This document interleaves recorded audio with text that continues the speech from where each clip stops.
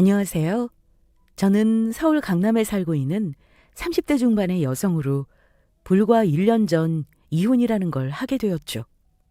그 이유는 저를 두고 새로운 아내를 얻기 위해 저를 감쪽같이 속인 악마 같은 남편놈과 시댁 식구의 계략 때문이었습니다. 남편놈은 저 몰래 바람을 피웠는데 저와 이혼 후 상간녀와 결혼하기 위해서 차마 인간으로서 하지 말아야 할 짓까지 했던 물건이었으니까요. 하지만 전 그때 좌절할 수만 없었습니다. 왜냐하면 이미 제 뱃속에는 제가 지켜야 할 소중한 생명이 자라나고 있었으니까요. 그래서 전 저의 뱃속에 있는 아기를 지키며 저를 기만하고 속인 남편과 시댁 식구 그리고 상간녀를 응징하며 제대로 된 복수를 하기 위해 엄청난 계획을 꾸밉니다. 그래서 지금부터 여러분께 제가 그 인간 같지 않은 망종들을 어떻게 혼을 냈는지 말씀드리려고 해요. 남편과 만나게 된 것은 인터넷 자기계발 모임에서였습니다. 서로에게 끌려 사귀게 되었고 저희는 자연스레 결혼까지 하게 되었죠. 처음에는 몰랐는데 남편은 유학을 가 미국 명문대를 나와 아버지의 사업을 도와 일을 하고 있는 능력 있는 사업가였죠. 게다가 언제나 늘 절 사랑하고 아껴주는 좋은 남편이기도 했습니다. 그러나 그런 저희에게도 큰 아픔이 하나 있었습니다. 결혼을 한 지 5년이 되어 가도록 아이가 없다는 것이었어요.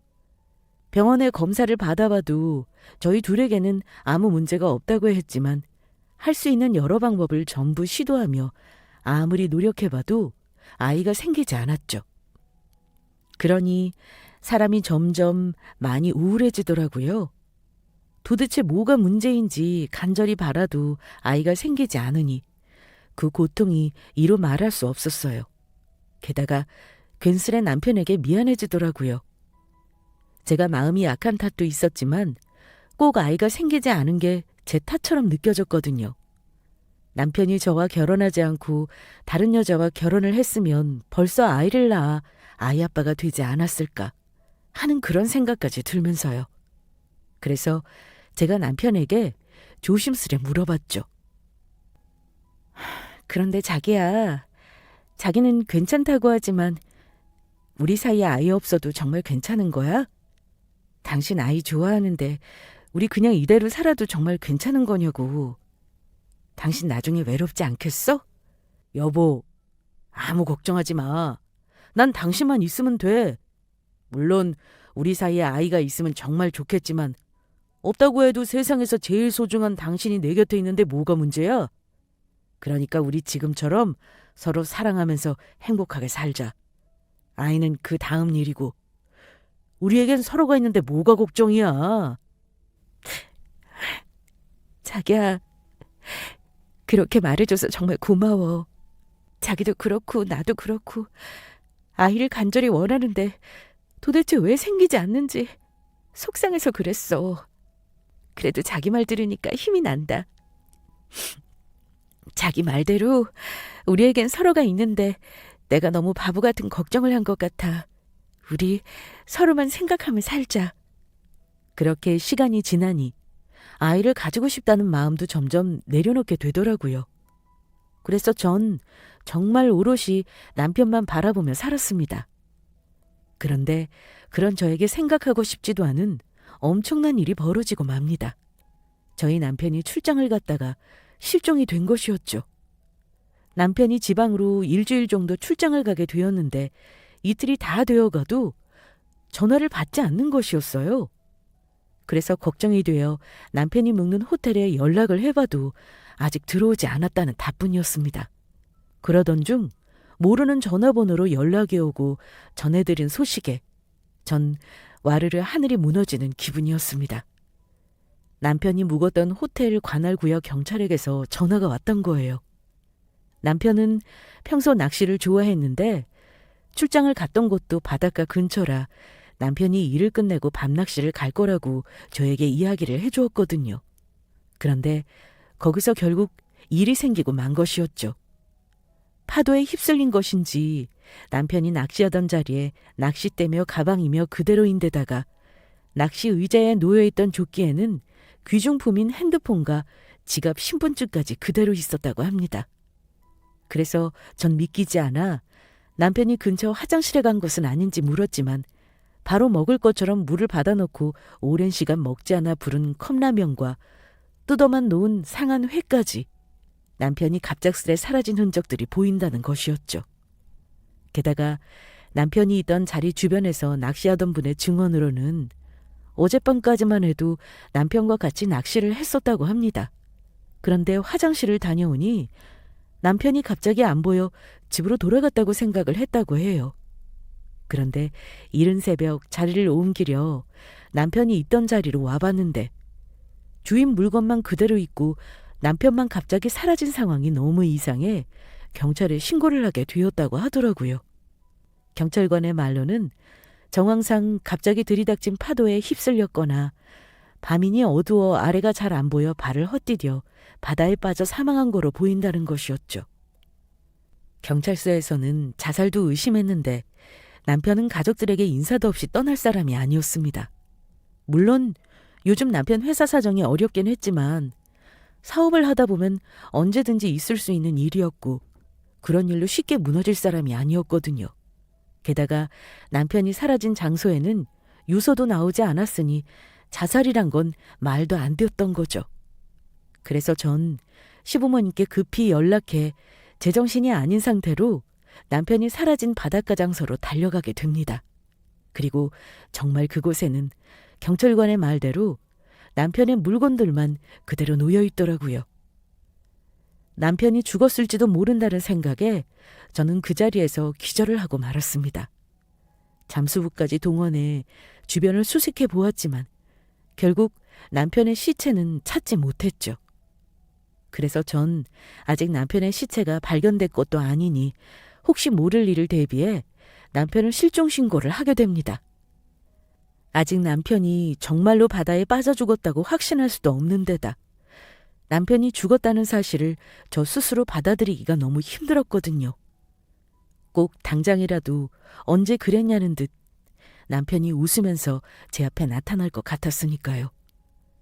그런데 그 후 저에게 이상한 일이 벌어집니다. 남편이 실종이 되고 한 달이 지난 후부터 시어머니께서 저에게 남편과의 이혼을 권유해 왔던 겁니다.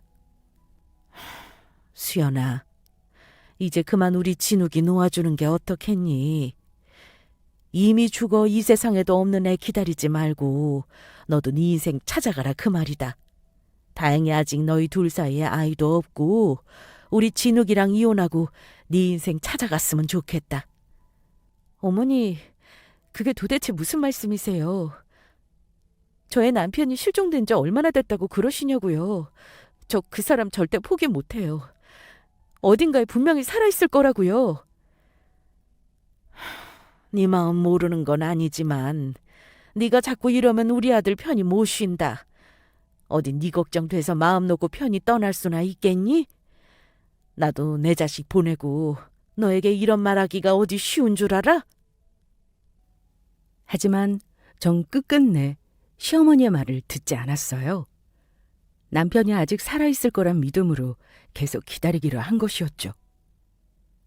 그러나 시어머니도 포기하지 않고 저에게 계속해 남편과의 이혼을 권유했습니다. 그렇게 5개월이란 시간이 지나도 남편은 나타나지 않았고 저도 시어머니의 성화에 결국 남편을 단념하게 됩니다. 이제는 정말 남편이 바다에 빠져 죽었다고 생각할 수밖에 없었으니까요. 이제 그만 남편을 보내주자는 마음이었죠. 그래서 남편과 이혼할 결심을 하고 시어머니께 연락을 드리자 시어머니는 바로 저희 집으로 찾아오셨습니다. 잘 생각했다. 원치 않아도 사람이 어쩔 수 없는 일에는 받아들일 수도 있어야 한다. 산 사람이라도 제대로 살아야 하지 않겠어? 젊은 너라도 새 인생 찾거라. 그리고 이건 내가 아가 너 생각해서 주는 거니까 사양하지 말고. 시어머니가 저에게 건넨 건 통장이었습니다. 그래서 통장을 열어보니 그 안에는 1억이라는 거금이 들어있더라고요. 어머니, 어디서 이런 큰돈이 생긴 거예요? 시아버지랑 그이가 하던 사업 어려워서 요즘 돈도 없으셨을 텐데요. 그래서 그때 저희 집 담보까지 잡혀 대출받았던 거잖아요. 아무리 그래도 네가 우리 아들이랑 5년이나 같이 살아준 여자인데 어떻게 그냥 보내니? 네 말대로 요즘 네 시아버지 사업이 힘든 건 사실이지만 그래도 이혼하면 혼자 살게 될 너까지 힘들게 둘 수가 없었다. 너라도 잘 살아야 할 거 아니야. 회사가 앞으로 어떻게 될지 모르겠지만 우리가 알아서 다 정리할 테니 넌 신경 쓰지 말고. 그런데 수연아, 미안하지만 아마 조만간 네가 살던 이 집은 비워줘야 할 거다. 아무래도 은행 빚을 갚기가 힘들 것 같아서 팔아서 정리해야 할 것 같거든. 그렇게 하도록 네가 도와줄 수 있는 거지? 그럼요, 어머니. 아버님 사업이기도 하지만 저희 남편이 사업하다가 그런 건데요. 많이 힘든 상황일 텐데 저까지 신경 써주시고 어머님이랑 아버님께 힘든 짐만 맡겨드린 것 같아 죄송해요. 아니다. 당연히 우리가 마지막까지 책임져야지. 넌 이혼 정리 잘하고 마음 잘 추스르는 것만 생각해라. 남편과 살던 저희 집은 사실 남편이 저와 결혼 후 살면서 마련했던 것이라 어떻게 보면 부부 공동 소유였지만 남편 사업이 힘들어져 저희 동의를 얻어 담보로 잡힌 것이니 아파트를 내어주는 건 어쩔 수 없는 부분이었습니다. 남편과 추억이 담긴 장소였지만 회사가 어려운 상황에서 시부모님께서 1억이라는 큰 돈까지 챙겨주시니 그저 감사한 마음뿐이었죠. 그렇게 저는 남편과 이혼을 결심하고 배우자가 실종되었을 경우 진행하는 이혼 과정이 따로 있어 실종 증거를 수집하면서 이혼 준비 중이었습니다.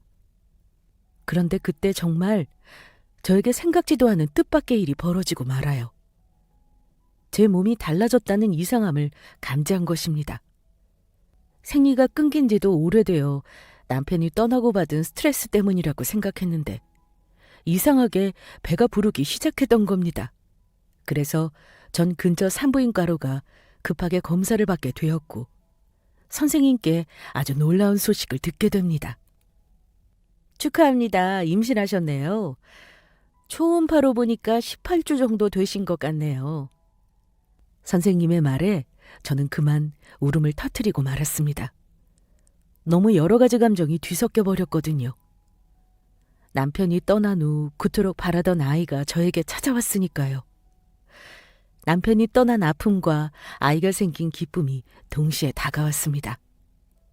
그때는 저의 아이가 꼭 남편이 보내준 선물 같았어요.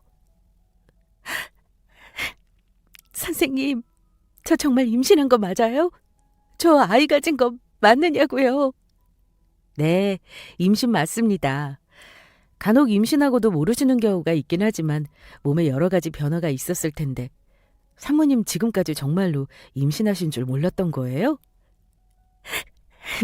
선생님, 제가 너무 힘든 일을 겪어서 소중한 아기가 저한테 온 줄도 몰랐네요. 제가 몰라줘서 아가가 그동안 얼마나 섭섭했을까요? 선생님, 정말 감사합니다. 에휴, 그러셨군요. 사모님, 무슨 일인 줄 모르겠지만 힘들었던 모든 일들 잘 해결되시길 바랍니다. 감사합니다. 비록 남편이 떠났지만 남편의 아이를 가졌다는 기쁜 소식을 전하기 위해 전 시부모님께 연락을 하게 됩니다. 두 분도 분명 저처럼 기뻐할 거로 생각했던 것이죠. 홀로 아이를 키운다는 것이 쉬운 일은 아니겠지만 시부모님께서 마련해 주신 돈도 있고 당분간은 큰 문제는 없을 거로 생각했어요. 그런데 제가 전화를 건 시어머니 전화가 없는 번호라는 안내가 나오는 것이었습니다. 그래서 전 당황하며 이번엔 시아버지한테 전화를 걸었지만 시어머니와 똑같이 없는 번호라는 음성이 나왔습니다. 너무 이상해서 시댁으로 달려가니 이미 이사를 가고 종족을 감춘 상태였습니다. 시아버지의 회사도 폐업을 한 것인지 건물이 텅 빈 상태였고요. 갑작스런 상황에 당황하긴 했지만 현재 회사가 어렵다고 했으니 빚 때문에 회사 문을 닫을 수도 있다고 생각했죠. 그래서 경황이 없어 저한테 연락을 못한 건가 싶어 수소문에 시부모님을 찾아 나섭니다. 어떻게든 남편의 아이가 제 뱃속에 있다는 사실을 알려야 했으니까요. 그리고 얼마 지나지 않아 겨우 시부모님이 계신 곳을 찾게 됩니다. 혹시나는 마음에 시어머니와 오래 알고 지내던 친구분께 연락을 드렸는데 시부모님이 이사해 지내는 곳을 알고 계시다는 것이었죠. 그래서 전 시부모님이 이사한 곳으로 찾아갔는데 이상한 건 분명 시아버지 사업이 힘들다고 했는데 더 좋은 곳으로 이사를 갔던 것입니다. 주상복합 아파트로 외부인은 들어갈 수 없는 곳이라 어떻게 해야 하나 전전긍긍하고 있는데 같은 건물에 제 친구가 살고 있던 것이 기억나 친구를 불러 다행히 아파트 로비로 들어갈 수 있게 됩니다. 그래서 친구와 로비에 마련된 의자에 앉아 시부모님을 기다리고 있었는데 그곳에서 충격적인 모습을 목격하게 되죠. 죽은 줄 알았던 남편이 살아서 아파트 입구 문을 열고 들어왔던 거예요. 그것도 품에는 막 돌이 지난 것처럼 보이는 아이를 안은 채 시부모님과 어떤 여자와 함께 웃으면서요. 저는 너무 놀라 그 자리에서 기절할 뻔했고 친구가 그런 저를 꼭 안아 붙잡아 주었죠. 그때는 몰랐었는데 다행이라면 로비가 넓어 남편과 시댁 식구가 저를 보지 못했다는 것이었습니다. 그런데 남편이 아이를 안고 엘리베이터로 걸어가며 하는 소리가 들리더라고요. 우리 예쁜 콩돌이 아빠 품이 그렇게 좋아? 우리 예쁜 아들 아빠 보고 웃는 것 좀 봐라. 그냥 보고만 있어도 배가 부르다니까. 뭐? 우리 손자가 웃어? 어디 나 좀 보자. 자기는 그렇게 우리 아들이 좋아? 그럼 얼마나 간절히 원하던 자식인데 너무너무 소중하고 사랑스럽지. 내 목숨과 바꿔도 아깝지 않은 아들이라고. 아무튼 자기는 자식한테 너무 극성이라니까. 빨리 들어가서 우리 콩돌이 밥 먹이자. 배고프겠다. 그래 그러자. 세상에서 하나밖에 없는 우리 콩돌이 굶기면 안 되지요. 그제야 모든 상황이 맞춰지기 시작했습니다. 남편은 시부모님과 짜고 일부러 실종된 척했던 것입니다. 저와 이혼하기 위해서요. 자세히는 모르겠지만 말하지 않아도 뻔했습니다. 남편은 저만큼 아이를 간절히 원하던 사람이었고 같이 바람을 피우던 상간녀가 아이를 가지니 저와 이혼하고 살기 위해 시부모님과 짜고 실종된 척 꾸몄던 겁니다. 그리고 시부모님과 상간녀와 비싼 아파트에 살고 있는 것을 보니 사업이 힘들다는 것도 전부 거짓이었던 거죠. 아마도 바람을 피운 게 들통나 이혼을 하게 되면 저와 5년 동안 산 것에 대한 재산 분할과 위자료까지 나눠줘야 하니 저에게 자신의 많은 재산을 나눠주기 싫어 회사가 어려운 척 저를 속였던 것 같았습니다. 차곡차곡 저를 속여 이혼할 계획을 세우면서요. 배신감에 저는 몸이 부들부들 떨렸고 친구는 그런 제 손을 꼭 잡아주었습니다. 눈에선 눈물이 가득 차 올랐죠. 수연아, 울지 마. 너 마음 강하게 먹어야 해. 네 아이를 지켜야지. 그래, 나 안 울어. 절대 울지 않을 거야. 그 인간들을 전부 절대로 용서할 수 없었습니다. 그동안 제 인생을 바쳐 살았던 남편인데 제 모든 걸 아무것도 아닌 것처럼 부정해버린 인간들을 제대로 혼을 내줘야 했죠.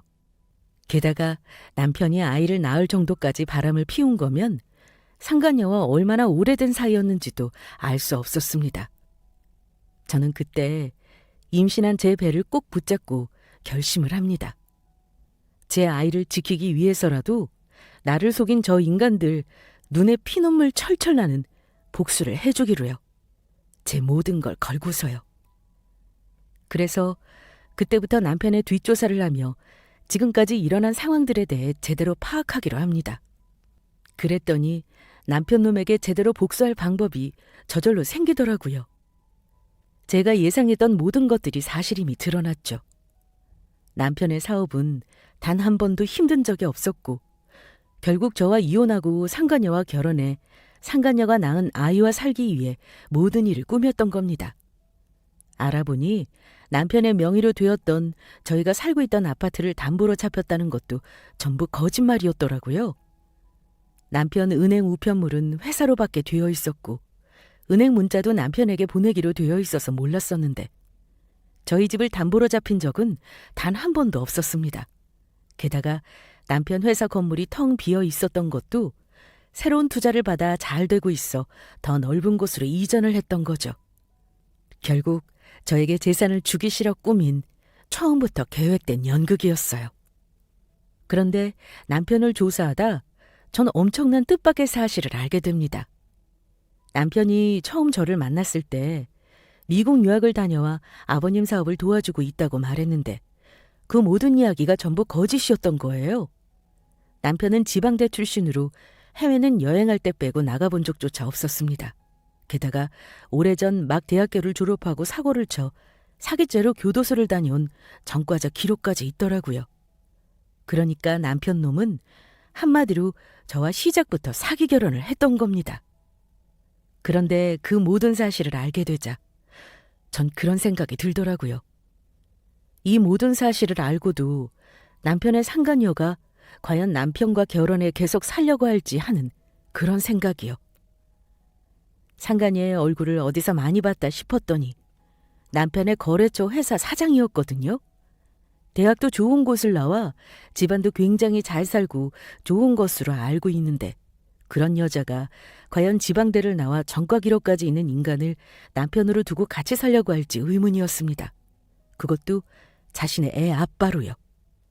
예전에 만났을 때 저랑 잠깐 이야기할 기회가 있어 대화를 하게 되었는데 명문대 졸업에 머리 좋고 잘생긴 사업하는 남자가 이상형이라 그런 남자랑 결혼하고 싶다고 했는데 남편이 했던 말들이 전부 거짓말이니 한마디로 자신의 이상형과 반대되는 인간과 살게 생긴 것이니까요. 요즘 세상에 대학 같은 걸 누가 따진다고 남편이 지방대를 나왔든 아니든 좋은 사람이었다면 전 전혀 신경 쓰지 않았을 거지만요. 처음부터 전 남편의 조건보다 남편 자체를 사랑해 만났으니까요. 그런데 남편과 바람 피운 상간녀가 남편보다도 6살 정도 나이가 많은 것으로 기억하는데 어떻게 두 사람이 눈이 맞은 건지 알 수가 없었죠. 남편의 성향상 연상은 전혀 자신의 스타일이 아니었을 텐데 말이에요. 그 후 저는 변호사 사무실을 찾아가 알아봤고 사기 결혼으로 위자료와 함께 남편과 혼인 취소까지 가능하다고 하더라고요. 하지만 전 일부러 하지 않았습니다. 남편이고 시댁이고 상간녀까지 제대로 혼내주며 재산분할과 위자료까지 받아내기 위해선 혼인 취소보다 이혼이 더 현실적으로 나은 선택이었거든요. 그래서 일단 저를 속이는데 1등 공신인 시어머니부터 약 올려주기로 합니다. 전화번호는 바뀌었지만 남편 놈이 저와 이혼해야 할 이유가 분명하니 이혼에 대한 진행 상황을 듣기 위해서라도 전화가 올 거라 생각했죠. 그리고 아니나 다를까 시어머니한테 전화가 왔습니다. 처음 보는 전화로 말이에요. 여보세요? 누구세요? 수연아, 나다. 네 시어미. 우리 진욱이랑 이혼 준비는 잘 돼가는지 궁금해서 전화했다. 어머니, 왜 이렇게 연락이 안 됐어요? 안 그래도 그것 때문에 연락을 드렸는데 전화번호가 바뀐 번호라고 나오더라고요. 그게 그럴 급한 사정이 있었다. 지금 전화도 겨우 오늘 만난 친구한테 빌려서 한 거야. 그런데 어머니, 저 곰곰이 생각해봤는데 아무래도 남편이랑 이혼하는 건 안 하려고요. 뭐야? 아니 그게 무슨 소리니? 그때 이야기 다 끝난 거 아니었어? 죽은 사람을 편히 보내줘야지. 그러면 계속 붙잡고 있겠다고? 남편이 살아있는 걸 알고 있는데 제 앞에서 죽은 사람이라고 말하는 시어머니의 말에 정말이지 가증스럽게 짝이 없었습니다. 그래서 저도 더욱 강하게 나가기로 했죠. 어머니, 제 마음 모르시겠어요? 남편이 꿈에 나와서 우리 이혼하면 절대 안 된다면서 저랑 이혼하면 저며 시댁이며 전부 잘못될 거라고 했단 말이에요. 삼대가 망해서 비렁뱅이로 살 거래요. 어머니도 이런 꿈은 그냥 넘어가면 안 되는 거 아시죠? 저야 어떻게 돼도 상관없지만 남편까지 떠나보내는데 어머님이랑 아버님까지 잘못되는 걸 제가 어떻게 봐요? 저 혼자 우리 가족들 위해서 전부 감당하고 가면 되니 전혀 걱정하지 마세요. 그리고 아무래도 제가 남편 사망 신고를 하지 않아서 남편이 편히 쉬지 못해 제 꿈에 자꾸 나타나는 것 같아서 오늘 사망 신고하러 가려고요. 그러면 어머니, 저 지금 남편 사망 신고하러 가야 해서 바빠서 나중에 통화해요. 뭐라고? 안 된다. 수연 안 돼. 잠깐만 기다려봐. 내가 할 이야기가 있으니 지금 만나러 가마. 제가 하는 말은 전부 거짓말이었습니다. 아직 제대로 알아보지도 않아 실종된 남편을 어떻게 사망신고를 해야 하는지 방법도 알지 못했거든요. 다만 시댁 식구와 남편 모두 제 말에 가슴 좀 졸여보라고 했던 말이었어요. 살아있는 사람을 사망신고했다가는 저와 이혼 후 남편이 새 삶을 시작하는 것조차 할 수 없을 테니까요. 아이까지 낳았으니 빨리 저와 이혼해 상간녀와 혼인신고를 해 출생신고를 해야 할 테니 제 말에 시어머니며 남편이며 아주 똥줄이 탔을 겁니다. 얼마 지나지 않아 시어머니는 급하게 뛰어왔는지 비지땀을 흘리며 저희 집에 도착했습니다. 제가 뜻대로 안 움직여주니 잔뜩 화가 난 것 같더라고요. 우리 진욱이 사망신고라니. 그게 무슨 말도 안 되는 소리냐. 이혼하라면 할 것이지 누가 감히 부모인데 허락도 없이 멋대로 그런 짓을 하라고 했어. 네가 지금 나랑 장난하냐? 어머니, 도대체 그게 무슨 말씀이세요? 어머니께서 먼저 남편 그만 놓아주라고 하셨잖아요. 산 사람은 살아야 한다고. 그래서 어머니 말씀대로 깔끔하게 유지려고 그러는 건데 왜 이렇게 화를 내세요? 사망신고 하지 말라니 혹시 남편이 어디 살아있기라도 한 거예요? 그게 아니고 물론 우리 진우이가 죽은 건 확실하겠지만 그래도 나도 부모고 그 뭐냐 그래 마음의 준비 나도 우리 아들 떠나보낼 마음의 준비가 필요한 거 아니냐? 그리고 너한테 화를 냈던 게 아니고 내가 원래 목청이 크잖니. 기분 나빴다면 사과하마. 그러니 진욱이 사망신고 문제는 우리 나중에 다시 이야기하자꾸나.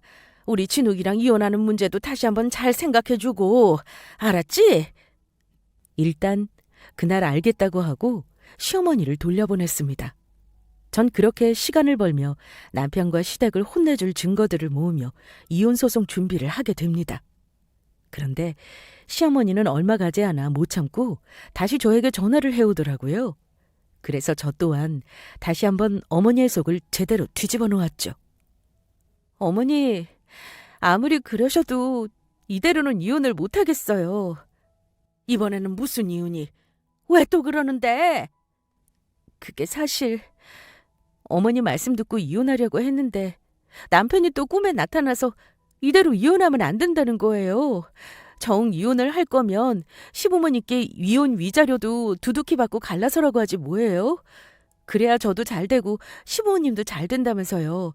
안 그랬다가는 시부모님이 큰 병에 걸리거나 교통사고로 돌아가실지도 모른다고 하는 거 있죠?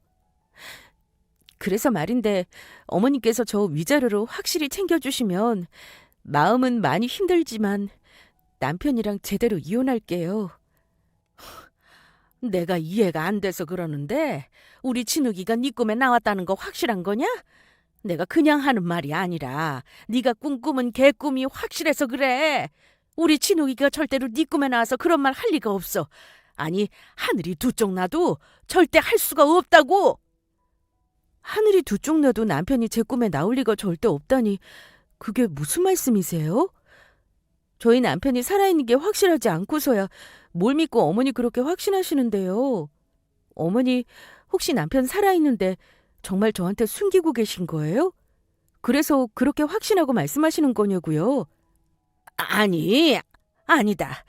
그때 경찰에서도 실족한 거로 보인다고 하지 않았냐. 그리고 우리 아들이 진작 살아서 나타났으면 내가 수연이 너한테 말했지 뭐하러 숨기고 있겠냐. 내 말은 그게 아니고 죽은 남편이 나와 시부모님한테 돈을 달라고 하는 꿈이라니 영 이상해서 그런다. 그래서 위자료로 우리 친욱이가 얼마를 부르라고 하던? 제 기억으로는 시부모님께 꼭 10억은 받아야 한다고 했어요. 거기서 1원 한 푼도 깎으면 안 된대요. 만약 조금이라도 깎으면 저랑 시부모님 수명도 깎인다면서요. 뭐? 10억? 이건 무슨 도둑놈 심보도 아니고 지금 너 나한테 우리 진욱이랑 이혼하는 대가로 10억이나 뜯어내겠다는 거냐? 어머니야말로 진짜 왜 이러세요? 남편 떠나고 제가 얼마나 힘들지 상상이나 해보셨어요? 그리고 제가 그런 것도 아니고 남편이 꿈에 나타나서 그런 걸 저보고 어쩌라고요. 이혼도 제가 하고 싶지 않은데 지금 어머니께서 하라고 강요하셔서 어쩔 수 없이 하는 거잖아요. 그러면 저 그냥 이혼 안 하겠습니다. 전 이러고 평생 살아도 상관없으니까요. 아니다.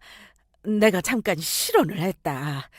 한두 푼도 아니고 워낙 큰 액수이니 내가 그만 흥분해서 그랬어. 일단 알았다. 네가 말한 위자료 10억. 네 시아버지랑 잘 상의해보마. 하지만 전 예상하고 있었습니다. 돈 때문에 남편이 죽은 것처럼 위장해서 저를 이혼시키려는 시부모님께서 제가 말한 큰 금액을 절대 줄 리가 없다는 걸요. 그러니 남편 놈은 결국 제 앞에 나타나 모든 사실을 밝히고 저에게 이혼을 요구할 수밖에 없을 겁니다. 그러나 그 전에 제가 먼저 남편 놈을 찾아가 제대로 혼내주며 선수를 칠 생각이었죠. 친구의 말을 들어보니 우연히 남편과 시부모님과 엘리베이터를 타게 되어 듣게 된 건데 남편이 시부모님과 상간녀와 아이를 데리고 서울 고급 호텔로 휴가를 갈 계획이라고 하더라고요. 그래서 제가 먼저 그곳에서 나타나주기로 마음먹었어요. 휴가가 아닌 살아있는 지옥을 맛보게 해주기 위해서요. 그렇게 전 친구와 함께 남편놈이 상간녀와 묵고 있는 호텔로 가게 되었고 이른 아침 호텔 조식을 먹으러 내려온 남편과 상간녀를 발견하게 됩니다. 아마도 아이는 시부모님이 봐주고 있을 듯 보였어요. 그래서 전 남편의 눈을 피해 바로 남편 뒤 테이블에 앉았죠. 그러자 상간녀와 남편이 하는 대화가 전부 들리더라고요. 누나, 내가 그때 죽은 척 연기하길 잘했지?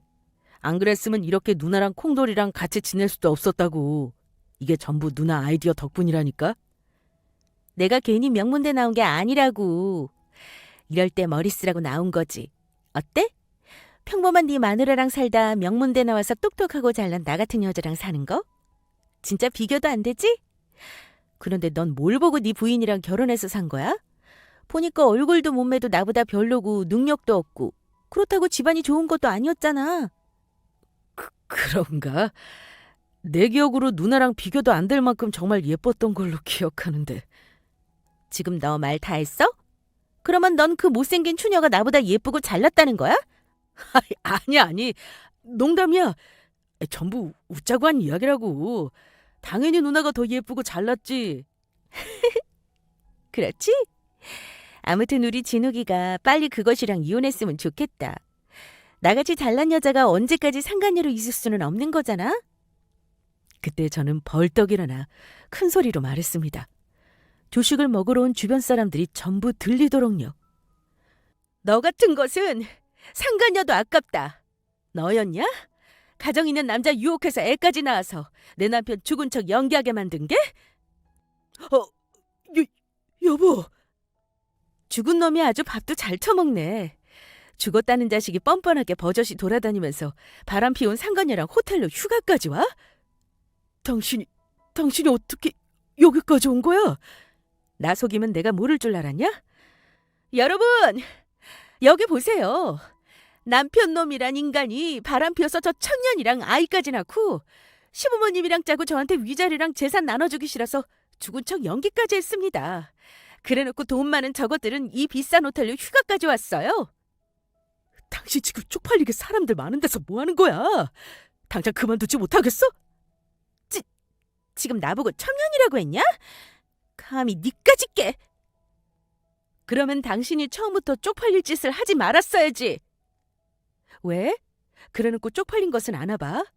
그리고 아줌마가 첨년이니까 내가 첨년이라고 하지. 네가 인류대학 나오고 집에 돈 많다고 첨년이 아닌 게 되냐? 이 첨년아? 아니면 우리 남편보다 6살이나 많으니 그냥 늙은 할머니라고 해줄까? 여보, 그러지 말고 사람들 없는 데 가서 얘기하자. 제발 부탁이야. 이 짐승보다 못한 자식. 어디 오늘 너 나한테 죽어봐. 내가 진짜로 너 죽여줄게. 그리고 늙은 아줌마. 당신도 첨년이 세상에서 어떤 취급받는지 똑똑히 느껴봐. 저는 남편놈 테이블 위에 있던 음식 접시를 들어 남편놈과 상간녀의 얼굴에 부어버렸습니다. 그리고 남편과 상간녀의 머리끄덩이를 잡아버렸죠. 내가 니들 전부 제대로 소송해서 이혼하고 재산분할이랑 위자료까지 톡톡히 받아낼 테니까 그렇게 알아. 너희 두 인간들, 그리고 같이 나 속인 시부모님까지 전부 소송해버릴 거라고. 그러니까 단단히 각오하는 게 좋을 거야.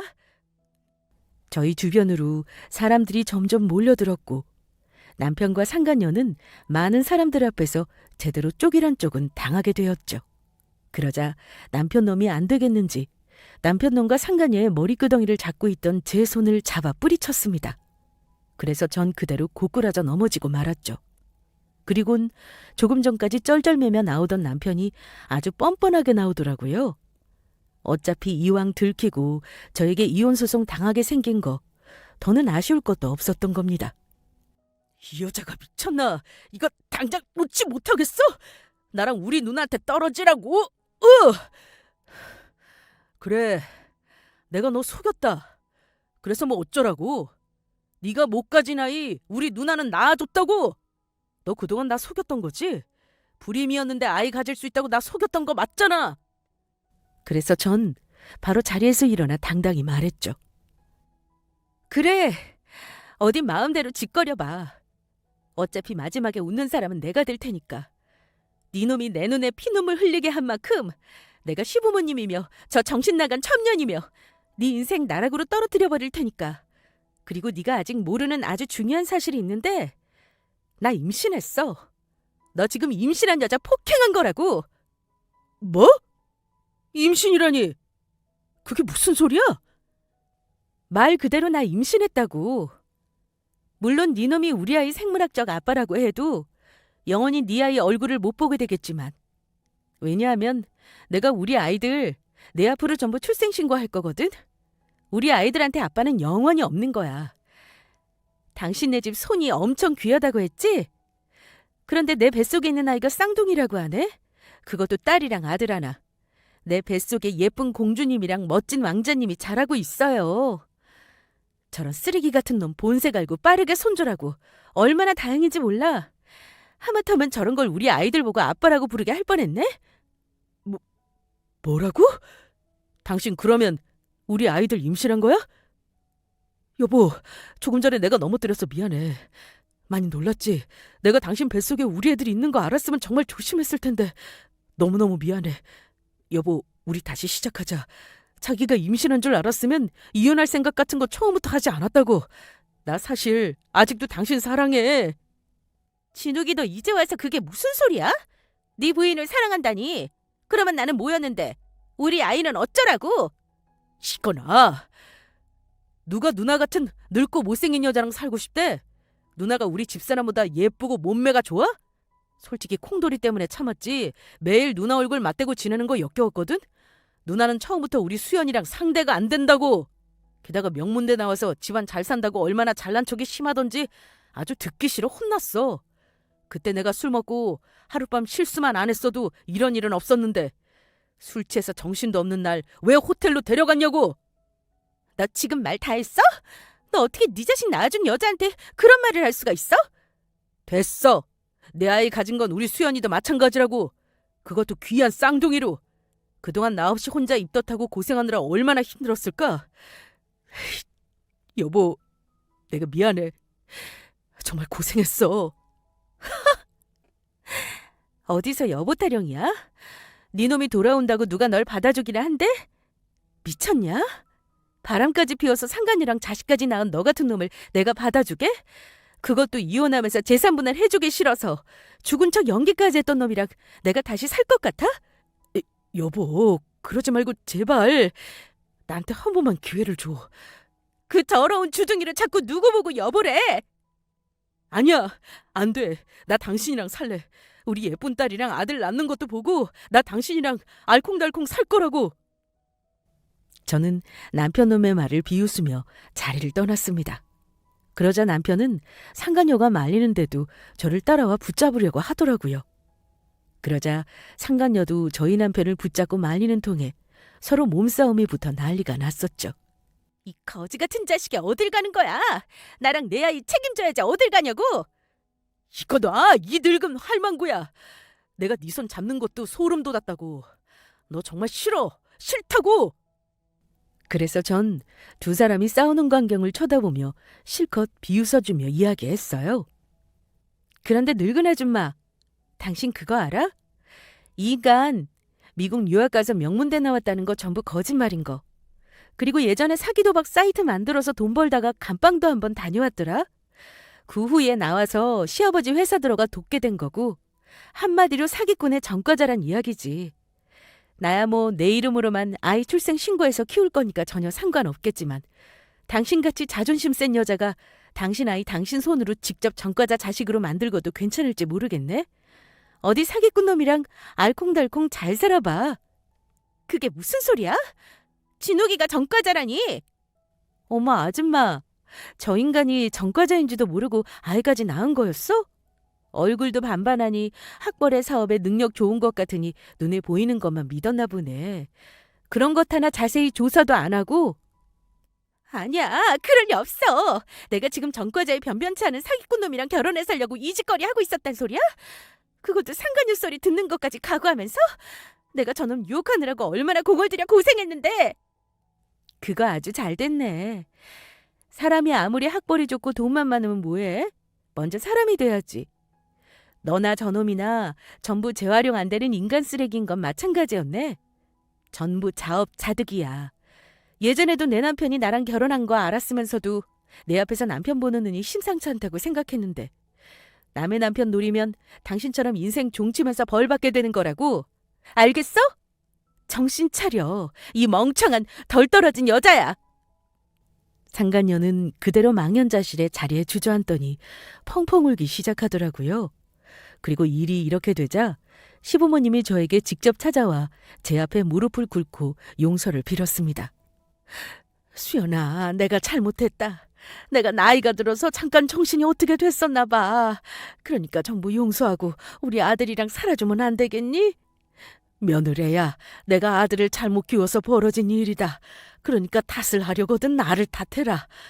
그러니 불쌍하고 가여운 우리 아들 한 번만 받아주면 안 되겠냐? 나도 우리 며느리가 낳은 손주들 좀 안고 살아보자꾸나. 불쌍하긴 뭐가 불쌍해? 불쌍한 건 당신들한테 속아서 인생 망칠 뻔한 바로 나랑 뱃속에 있는 우리 아이들이겠지. 나랑 이혼시키려고 남편 놈 죽어서 실종된 것처럼 꾸밀 때는 언제고 인재와 헛소리인데. 다시 한번 찾아왔다가는 당신들 전부 스토킹으로 고소해버릴 테니까 다시는 내 앞에 그 더러운 면상 들이밀 생각도 하지 마. 당장 내 눈앞에서 사라져. 결국 전 남편과 이혼 소송을 하게 되었고, 남편이며 상간녀며 시부모님에게 위자료 청구 소송까지 하게 되었습니다. 그리고 남편 놈에게 재산 분할을 제대로 받으며 네 사람에게 위자료까지 전부 받게 되었고요. 물론 호텔에서의 일로 남편과 상간녀가 저를 명예훼손으로 고소한다고 했지만, 저도 임산부를 밀친 남편 놈을 폭행으로 고소한다고 하자 더는 아무 말을 하지 못했습니다. 그 후 마지막 카드를 꺼내들었죠. 이번 남편 신사업에 투자한 투자자들에게 연락을 했습니다. 남편네 회사는 약품을 만드는 제약회사였는데 탈모를 치료할 수 있는 신약을 만들었다고 속여 투자자들을 끌어모았던 겁니다. 남편의 뒷조사를 하다가 남편 회사에서 일하던 연구원을 만나 이야기를 나누게 되었는데, 회사 매출이 떨어지자 방법을 생각하다 해서는 안 되는 짓을 저질러 버렸던 거죠. 제가 전문가가 아니라 자세히는 모르지만 그동안 연구했던 탈모 치료제가 큰 성과가 없자 큰 효과가 있는 것처럼 실험 결과를 조작했던 겁니다. 투자자들은 그것도 모르고 남편의 사업에 투자해 남편 회사에 배만 불렀던 것이고요. 그래서 그 좋은 집에 이사도 갈 수 있었나 봅니다. 결국 남편 회사가 사기를 쳐 투자를 받은 것이 소문났고, 새로운 투자자들이며 기존 투자자들까지 투자금을 회수한다고 나섰죠. 그러다 남편 회사가 위태로워지며 남편 놈과 시아버지 모두 사기죄로 고소를 당하게 되었습니다. 그런데 그 후 제가 정말 속 시원한 소식을 듣게 됩니다. 알고 보니 상간녀도 남편 말만 믿고 남편 회사에 무리하게 투자해 쫄딱 망하게 생겼다고 하더라고요. 그러자 상간녀도 화가 나 남편 놈을 사기죄로 고소한다고 난리였다고 해요. 남편 놈도 술 취한 사람을 건드려 아이까지 낳은 상간녀를 성폭행으로 맞고소한다면서 일을 벌였고요. 게다가 남편이 상간녀를 고소하겠다고 하자 중간에 상간녀가 남편에게 몇 번 폭력까지 휘둘렀었나 보더라고요. 그러다 결국 두 사람이 다 콩밥을 먹게 되었다고 해요. 시아버지도 남편을 따라 교도소행을 면치 못했고요. 끝내는 남편 회사며 상간녀 회사까지 모두 망하게 되었고 시어머니는 홀로 교도소에 들어간 시아버지와 남편을 기다리며 반지하에서 생활하고 있나 보더라고요.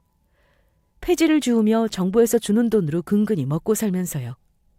결과적으로 제가 남편과 상간녀, 시부모님에게 평생 잊을 수 없는 제대로 된 복수를 해준 것이죠. 제가 흘린 피눈물보다 더 독한 피눈물이 흐르도록요. 그리고 현재 저는 승승장구하면서 아주 잘 살고 있습니다. 예쁜 쌍둥이도 낳아 잘 기르고 있고요. 남편 놈과 이혼하며 재산분할로 받지만 제가 하고 있던 사업이 대박이 났거든요. 전 사실 남편과 만나기 전부터 여성 의류를 판매하는 인터넷 쇼핑몰을 운영하고 있었는데 남편과 이혼하고 개발한 의류 아이템 하나가 대박을 터뜨렸던 겁니다. 그래서 앞으로도 사업을 하는 멋진 엄마로 그리고 그 전에 아이들에게 조건 없이 사랑을 주는 좋은 엄마로 살아갈 계획입니다. 저희 아이들과 예쁜 미래를 그려나가면서요. 끝까지 제 사연을 들어주셔서 감사합니다. 모두 행복하세요.